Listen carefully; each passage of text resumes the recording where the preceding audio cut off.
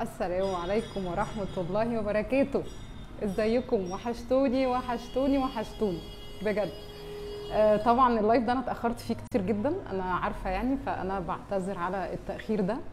والمفروض كنت اطلع من زمان بعد ما خدت القرار دوت، بس والله غصب عني حاجات كتير قوي، وكل ما اجي اطلع لايف مش عارفة خالص اطلع لايف. فقلت لا، اطلع دلوقتي معاكم واقول لكم. طبعا انتوا لازم تعرفوا يعني حاجه زي كده انا اخدت القرار فيها ليه. وكل الناس اللي بتبعت لايمان او بتتواصل على الصفحه او بتتواصل على الرسائل بتاعتنا وهي زعلانه مني، ودكتور رحاب طب ليه كده ومش عارف ايه. انا طالعه بقى يا ست الكل او كل الناس اللي بتسال، هقول لكم يعني هقول لكم القرار ده اخدته ليه. وطبعا هو في الاول في الاخر انا ما فيش اي قرار في حياتي باخده غير لما بصلي صلاه استخاره، ولما بلاقي نفسي مرتاحه خلاص بقى بتوكل على ربنا وما بشيلش هم اي حاجه. حتى لو الحاجه دي فيها رزق او فيها حاجه اللي هو يعني يا جماعه حاجه ليها علاقه بالدنيا يعني، خلاص انا مرتاحه فخلاص مش مهم بقى، يعني عارفين اللي هو زي بتوكل على ربنا وخلاص. بصوا بقى، السبب ان انا ما عدتش بروح القاهره هو اسباب كتيره جدا. طبعا في ناس اتفاجئت ان انا اصلا مش من القاهره، يعني انا استغربت ازاي الناس مش عارفه ان انا مش في القاهره، انا اصلا مش من القاهره. وانا كنت باجي مخصوص القاهره، او كنت لما انا كنت حاجزه، انا طبعا ده مش مكاني، انا مكاني ده اللي هو في المحله.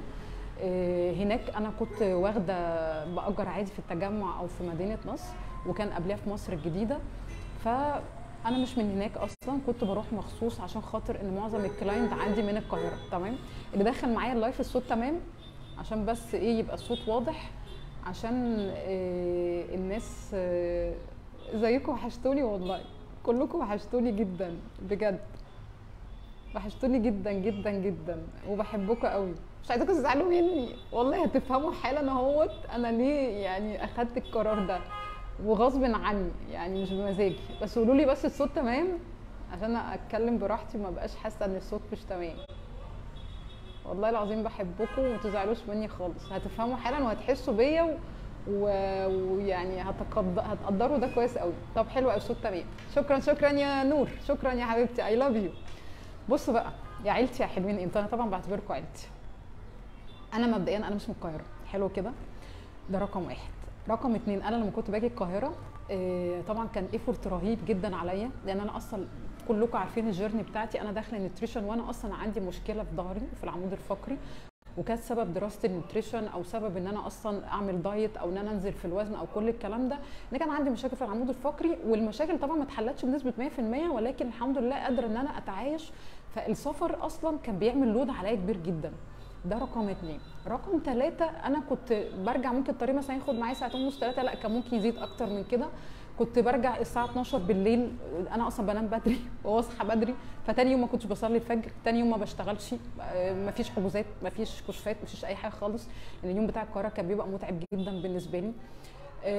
شوفوا الاسباب بعد لكم عشان اجيب لكم كل حاجه. كل ده انا كنت مستحملاه، وكل ده كنت باجي على نفسي وعامله لود على نفسي عشان خاطر الناس. تمام زي الفل، انا رايحه بخدم الناس وكانت عندي نيه، ودايما يعني بنوي النيه كده ان انا خارجه اساعد البني ادمين، فربنا يقويني. يعني كنت اقعد ادعي ربنا يقويني وجعلني ان انا اكون سبب في مساعدته، ما اذيش حد او ان انا يعني حد يزعل مني او اقصر في حق حد او كلام. دايما بدعي الدعوه دي كل يوم الصبح، لان احنا فعلا ممكن نتشغل في الحياه ويصبح شغلنا كده رزق واكل عيش، ويتحول كده ان هو ايه مهنه بناخد منها فلوس، وده فخ كبير جدا ممكن نقع فيه، وانا وقعت فيه ولحقت نفسي. طيب، فانا عماله اعمل لود على نفسي واستحملها مستحمله مستحمله مستحمله لحد ما جت اللحظه بقى اللي هي ايه، لا يا رحاب مش هينفع مش هينفع. ايه هو بقى؟ طبعا بيبقى عندي ضغط كتير جدا في اليوم ده لان ما بروحش كل يوم. فانا من الناس اللي بتقعد في السيشن كتير، يعني انا ممكن مثلا لو انا محدده مثلا نص ساعه مع الكلاينت ممكن يبقى ساعه، لو انا محدده ساعه ممكن يبقى ساعه ونص على حسب.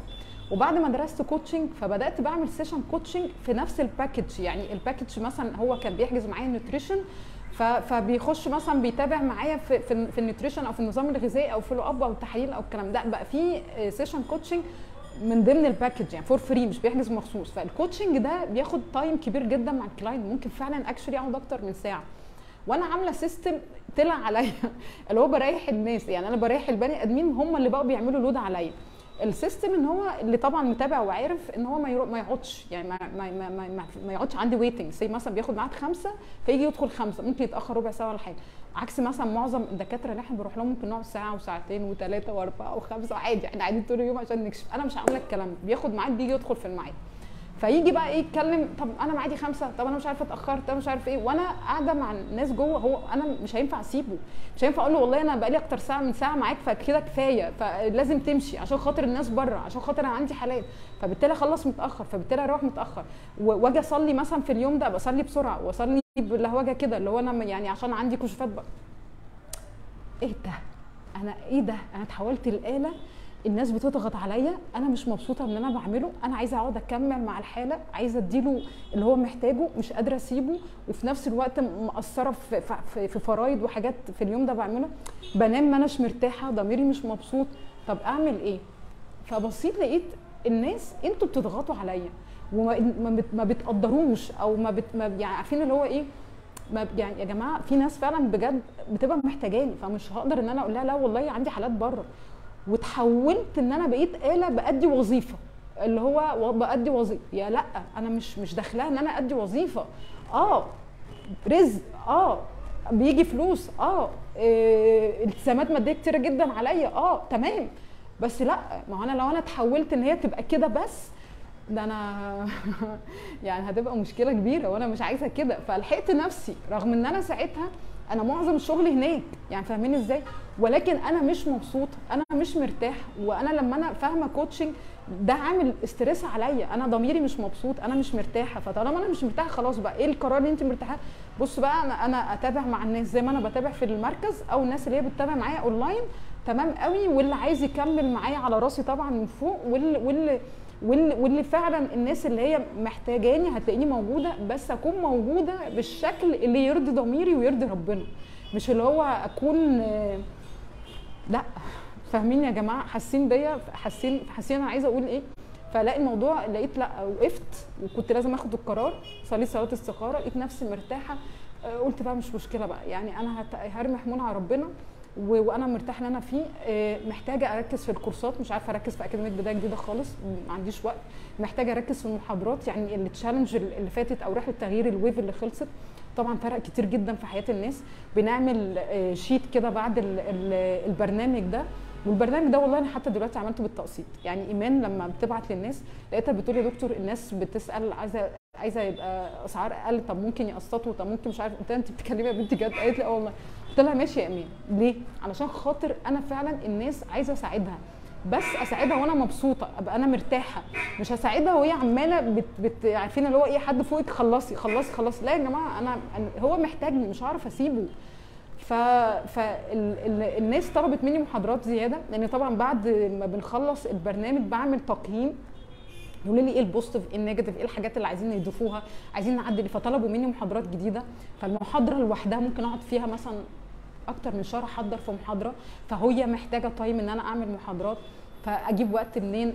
بركز في الكوتشنج دلوقتي، فالموضوع لا، بدات ارتب افكاري تاني، بدات اشوف انا كرحاب ايه الحاجات اللي بتبسطني، ايه الحاجات اللي بتريحني، ايه الحاجات اللي بتخليني انا ضميري مرتاح، مش لازم اجري ورا الناس، يعني الناس هي اوريدي بتبقى يعني انا موجوده عشان اساعدك، بس انت بقيت بتضغط عليا، انت بقيت بتبقى يعني عارفين اللي هو ايه يا دكتور يا جماعه مش هينفع، عارفين اللي هو من جوايا كده حاضر، فلا ما لقيتش نفسي مبسوطه، فاهمين يا جماعه؟ فمش عايزاكم تزعلوا مني رجاء، يعني رجاء الناس اللي هي زعلانه ان انا سبت القاهره، انا مش عايزاكم تزعلوا مني، وده غصب عني، وانا موجوده في المحل حتى ايفن لو هي بعيده، انا موجوده اونلاين يا جماعه. ولما خلصت كوتشنج فهمت كمان، او اتعلمنا من الاتحاد الدولي كوتشنج في حاجه اسمها كيمستري سيشن، الكيمستري سيشن دي قال لنا ان احنا بيننا وما بين الكلاينت، او بيننا وما بين العميل اللي هو بيجي لنا، بيبقى فيه زي عقد شراكه كده، عقد شراكه ده اللي بينص عليه عشان خاطر انت جاي بتدفع لي فلوس من غير ما تشوف اصلا انا هقدر اساعدك ولا لا. فعملت السيستم ده ان انت قبل ما تيجي اصلا تحجز معايا، وقبل ما تدفع لي اي حاجه خالص، تبقى فاهم هل هنقدر اساعدك على اللي انت محتاجه ولا لا، هل هقدر ان انا احقق لك هدفك ولا لا. فدي نقطه الاتحاد الدولي فهمنا وقد ايه هي بتبقى مهمه، وبالفعل بدات ان انا اطبقها، وان احنا نعمل كيمستري ستيشن فور فري خالص من غير ما تدفع اي فلوس، لان ممكن نخش الكيمستري سيشن، هي حتى اسمها كيمستري سيشن بنشوف كميتنا ماشيه مع بعض ولا لا. ممكن انا بكتشف ان انا مش عارفه اساعدك، انت جاي لي مشكله انا مش عارفه اساعدك، او انت تكتشف لا ده هي مش مرتاح لها، هي مش هتعرف تساعدني، انا عندي اهداف تانية وهي مش هتقدر توصلني اللي هي محتاجاه، لا دي طلعت مش دكتوره مثلا، دي طلعت هيلث كوتش وطلعت اخصائيه تغذيه. برضو الناس اللي بتقعد تسالني عن ايه هيلث كوتش، الهيلث كوتش ده يا جماعه بيبقى شخص موجود في حياه البني ادمين بيساعدوا مع التغيير، لان كلكم عارفين الصح والغلط، كلكم عارفين الضغط العصبي بيعلي السكر ومش عارفين تتحكموا فيه، عارفين ان انا لازم انام بدري وما بتناموش بدري، عارفين ان انا لازم العب رياضه مش عارفين تلعبوا رياضه، عايزين تبطلوا سكر مش عارفين تبطلوا سكر، عايزين مش اهداف كتيره جدا الناس ما بتعرفش تساعدها، لان الموضوع اكبر بكتير جدا من انا اقول لك اعمل وما تعملش، بطل وما تبطلش. الناس اللي هي مش فاهمه وتروح تقول لك لازم تبطل سكر، لازم تبطل حلويات، ازاي ما عندكش اراده، ازاي مش قادر تبطل سجاير، هو مش فاهم ومش دارس ومش عارف ان الموضوع اكبر منك بكتير. في الهيلث كوتشنج بقى احنا فاهمين ودارسين وعرفنا ان في علم ان ورا السلوكيات اللي انت بتتبعها دي واللي انت مش ساتسفاي بيها في حاجات كتيره جدا وراك هي اللي مخليك، هي اللي بتاثر على السلوك ده، وده اللي احنا بنشتغل عليه. فالكوتشنج من الحاجات اللي هي فعلا بتساعد الناس، ولكن بتبقى محتاجه وقت. ما ينفعش ادخل معاك 10 دقايق وربع ساعه واقول لك سلام عليكم، يعني ما ينفعش. لا انا مش بشتغل زي اي حد اللي هو اديك ورقه وقلم ويلا سلام عليكم وهات اللي بعده، اللي هو يشوف مثلا في اليوم 50 60 70 100 حاله في اليوم. لا انا عمري ما هبقى كده وعمري ما هكون كده ولا اعرف هبقى كده، لان انا جايه موجوده بادي رساله معينه. في اللحظه اللي انا حسيت ان هي اصبحت فلوس ومش عارفه اقدم رساله وبدات اثر مع الناس، قلت سلام عليكم. وعملتها قبل كده على فكره، يعني انا لما سبت شغل قبل كده، اللي عارف الجيرني بتاعتي، سبت شغل قبل كده وقدمت استقالتي ومن غير ما ابص بكره واشيل هم بكره والفلوس والكلام ده. لا ربنا موجود، ده هو اللي هو ايه يا جماعه انتوا بتتكلموا في ايه؟ مجرد ما احس ان انا مش مرتاحه باخد بعضي وبمشي عادي جدا، ما فيهاش اي حاجه. المهم اكون نايمه انا مرتاحه، انا بعمل وظيفه معينه انا مبسوطه وراضيه ضميري بيها. وصلت؟ بس فعشان كده انا كنت حابه ان انا اوضح لكم، يا رب تكونوا فهمتوني ومحدش يزعل مني مره ثانيه. انا موجوده بادي وظيفه معينه، انا موجوده في المحل يا جماعه، تمام؟ ده رقم واحد. رقم اتنين، اللي بيتابع معايا سواء بقى من بره مصر او من جوه مصر هو عارف ان انا بدخل معاه بقعد براحتي، محدش بيكربكني في الوقت، هو محتاجني مفيش مشكله بالنسبه لي، اقعد لحد ما هو خلاص، يعني هو خلاص. على فكره احنا احيانا كتير جدا نبقى بس محتاجين حد يسمعنا، والله يسمعنا، يحس بينا، يفهمنا، يعني من غير بقى ما يعمل جادجمنت ويقول لي ازاي ومش ازاي وانت ما عندكش وانت ما بتملكش وانت، مجرد بس نلاقي الشخص ده على فكره بيبقى مهم جدا. فالهيلث كوتش هو الشخص ده اللي بيقعد يسمعك ويفهمك ويحس بيك ويساعدك. وظيفه حلوه قوي انا حباها جدا على فكره. انا ممكن قدام اسيب النيوتريشن خالص، يعني انا في لحد اللحظه دي انا بقدم الكوتشنج فور فري، يعني بقدمه عادي جدا مع النيوتريشن من غير ما يعني افصل لحد دلوقتي، يعني مش عارفه بكره ايه اللي هيحصل يعني. بس طبعا رحله التغيير الويف الجديده خلاص هي هنبدا 1/7. مبسوطه قوي قوي قوي ان انا بجد فيدباك الويف اللي خلصت، يعني مش عايزه اقول لكم عامل قد ايه، يعني صدف قلبي فعلا ان انا اقعد اسمع كده كومنتات الناس، وفي ناس بعتلي فيديوز وبقرا اللي بيحصل على الواتساب، وان هو فعلا فرق في حياتهم وان هم قدروا يفهموا نفسهم، واللي سكره اتحسن واللي خف من السكر واللي بدات تعرف تتواصل مع نفسها واللي بدات تتحكم مش عارف حاجات كتير الحمد لله قدرت اساعد الناس فيها. وده احلى حاجه في الدنيا، هو انا عايشه عشان اللحظه اللي انا بسمعها دي، مجرد ما بسمع فيدباك كده من حاجه انا عملتها، لان البروجرام ده انا بتعب فيه كتير جدا، وطبعا قدمته بالتقسيط خلاص عشان خاطر الناس ما تزعلش، تمام؟ وعاملين طبعا ديسكاونت عليه كمان وعاملين اوفرز حلوه، وهو طبعا كومبيرنج بالمتابعات بتاعتي لا هو ارخص كمان، لان بقدم فيه حاجات كتير على فكره، بيبقى فيه محاضرات، بنقدم فيه كمان تمرينات رياضيه، انا اللي بكون عامله التمرينات وببعتها للناس على حسب التارجت بتاعهم. طبعا بيبقى فيه مشروبات، فايل كامل الناس كانت معجبه بيه جدا، بيبقى فيه شيت كده فول اب بنتابع بعض فيه ديلي. طبعا بيبقى في متابعات فرديه بيني وبينك بس، وفي بيبقى في الجروبس المحاضرات اللي احنا بنعملها. طبعا بيبقى في نظام غذائي على حسب الحاله بتاعتك، بيبقى في سيشن كوتشنج طبعا عشان نساعدك على التغيير، نبدا نعمل اسسمنت تشوف الجولز اللي انت داخل بيها، انت عايز اصلا توصل لايه. الحمد لله الحمد لله الحمد لله اهداف كتيره جدا بنساعد الناس على التغيير. الويف الجاي على فكره يا جماعه تبدا 1/7، وانتوا عايزين بقى تنضموا معانا، وعايزاكم تدعوا لي دايما، مش عايزاكم تزعلوا مني، وكده انتوا فهمتوا سبب ان انا ما عدتش بروح القاهره، تمام؟ ما تزعلوش مني بقى، ودايما تدعوا لي. دايما تدعوا لي، ما تنسونيش من دعواتكم. بحبكم بحبكم، ودايما دايما دايما تكونوا عارفين اللي هو ايه. الناس كانت بتقول لها طب الدكتور كده خلاص، والدكتور مش عارف ايه، والدكتور ايه، كانت بتقول لي ايه يعني عايزاكم يبقى في حسن ظن، يعني عارفين اللي هو ايه، يعني ما تظنوش اللي هو خلاص بقى ما هيش محتاجه القاهره. لا والله، مش قصه ان انا ما عدتش محتاجه القاهره، قصه ان انا ما عدتش مرتاحه، ما عدتش مبسوطه. الفلوس مش كل حاجه، الفلوس مش كل حاجه، وانما تحولت الآلة الناس بتضغط عليا ومش حاسه ان انا مبسوطه، مش راضيه ضميري، خدت بعضي ومشيت بس عشان انام واصحى مرتاحه. عادي، الحاجه اللي بعملها انا مبسوطه فيها ومرتاحه فيها دي عندي اهم بكتير. فاحترموا بس الحته دي، وما يعني خليكم في حسن ظن كده بالقرار بتاعي، وما تزعلوش مني، وتكونوا مقدرين السبب ايه. مش قصه والله ان انا ما عدتش محتاجه اروح القاهره خالص والله. خلاص، باي باي، السلام عليكم.